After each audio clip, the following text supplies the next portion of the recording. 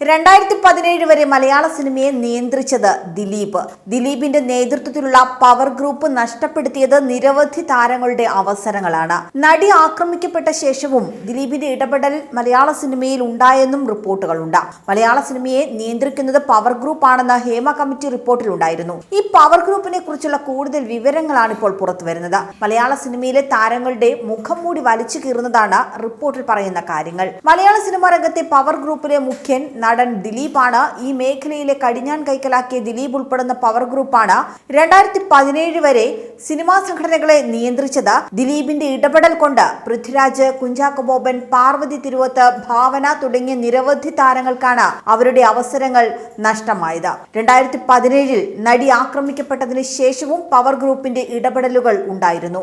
WCC പ്രവർത്തകരെ ഒതുക്കാനും power ഗ്രൂപ്പിന്റെ നേതൃത്വത്തിൽ ശ്രമം നടന്നുവെന്ന് വ്യക്തമാക്കുന്ന വിവരങ്ങളാണ് ഇപ്പോൾ പുറത്തു വന്നിട്ടുള്ളത്.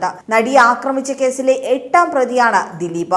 AMMA ഉൾപ്പെടെ തിയേറ്റർ സംഘടനകൾ അടക്കം മലയാള സിനിമയിലെ പല സംഘടനകളും ദിലീപിന്റെ നിയന്ത്രണത്തിലായിരുന്നുവെന്നും പുറത്തുവരുന്ന വിവരങ്ങളിലുണ്ട്. ഒരു സിനിമയിലെ മുഴുവൻ കാര്യങ്ങളും നിയന്ത്രിച്ചിരുന്നത് ദിലീപായിരുന്നു. നടിയെ ആക്രമിച്ച സംഭവം വന്നപ്പോഴും ഇടവേള ബാബു, KB ഗണേഷ് കുമാർ, മുകേഷ്, സുരേഷ്, B ഉണ്ണികൃഷ്ണൻ തുടങ്ങിയവർ ദിലീപിന്റെ കൂടെയായിരുന്നു നിന്നത്. സിനിമ ഏത് സമയത്ത് റിലീസ് ചെയ്യണം, അതിലെ നായകൻ ആരായിരിക്കണം, നായിക ആരാകണം എന്നതടക്കമുള്ള കാര്യങ്ങൾ നിയന്ത്രിച്ചിരുന്നതും ദിലീപ് തന്നെയാണ്. നായകന്മാരായി അഭിനയിച്ചു കൊണ്ടിരുന്ന നടന്മാരെ മാറ്റി നിർത്താൻ സംവിധായകർക്കും ഒപ്പം നിർമ്മാതാക്കൾക്കും മേൽ ദിലീപ് സമ്മർദ്ദം ചെലുത്തുകയും ചെയ്യാറുണ്ട്. വിദേശത്ത് സിനിമ പുറത്തിറക്കുന്നതിലടക്കമുള്ള നിയന്ത്രണങ്ങൾ ദിലീപിന്റെ സമ്മർദ്ദത്തിൽ ഉണ്ടായിട്ടുണ്ട്. വിനയന്റെ സത്യം എന്ന സിനിമയുമായി ബന്ധപ്പെട്ടുണ്ടായ തർക്കം മുതൽ പൃഥ്വിരാജിനെ സിനിമകളിൽ നിന്ന് മാറ്റി നിർത്തിയതും ദിലീപാണ്.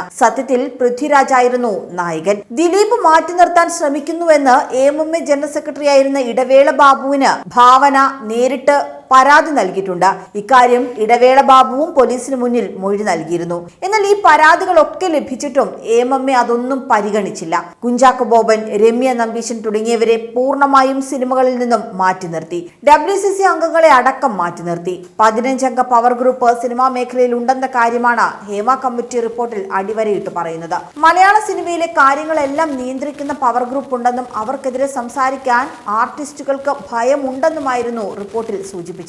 സംവിധായകനെതിരെ പരാതി പറയാൻ പോലും സിനിമയിൽ സ്ത്രീകൾക്ക് കഴിയുന്നില്ല എന്നും അങ്ങനെ ഒരു പരാതി ഉണ്ടെന്ന് പറഞ്ഞാൽ മിണ്ടാതെയിരിക്കാനും അല്ലെങ്കിൽ അഡ്ജസ്റ്റ് ചെയ്യാനുമാണ് പറയുകയെന്നും, എന്നാൽ പുരുഷ സൂപ്പർ സ്റ്റാറുകൾക്കോ സംവിധായകർക്കോ പ്രൊഡ്യൂസർക്കോ എന്ത് വേണമെങ്കിലും ചെയ്യാമെന്നും ആരും അവരെ ഒന്നും പറയില്ല എന്നും ഹേമ കമ്മിറ്റി റിപ്പോർട്ടിൽ മൊഴികളുണ്ട്.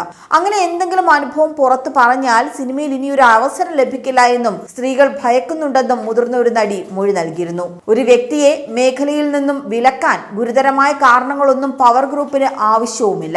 ചെറിയ കാര്യത്തിനാണെങ്കിൽ പോലും പവർ ഗ്രൂപ്പിലെ ആരെയെങ്കിലും അറിഞ്ഞോ അറിയാതെയോ എതിർത്താൽ അവർ വിലക്ക് നേരിടാറുണ്ട്. പവർ ഗ്രൂപ്പിലെ ആരെങ്കിലും ഈ വ്യക്തിയോട് അപ്രിയം തോന്നിയാൽ അവർക്കും വിലക്കേർപ്പെടുത്തും. അത്തരം ഒരു ഘട്ടത്തിൽ പവർ ഗ്രൂപ്പിലെ ആളുകൾ കൈകോർക്കുകയും പ്രസ്തുത വ്യക്തിയെ സിനിമയിൽ നിന്ന് തന്നെ വിലക്കുകയും ചെയ്യുകയാണെന്നാണ് ഹേമ കമ്മിറ്റി റിപ്പോർട്ടിൽ പറയുന്നത്. എന്തായാലും ഹേമ കമ്മിറ്റി റിപ്പോർട്ട് മലയാള സിനിമാ മേഖലയിലെ തന്നെ ശുദ്ധികലശത്തിന് കാരണമാകുമെന്ന് നമുക്ക് വിശ്വസിക്കാം. കൂടുതൽ വാർത്തകൾക്കായി B4 Blaze ഫോളോ ചെയ്യൂ, സബ്സ്ക്രൈബ് ചെയ്യൂ.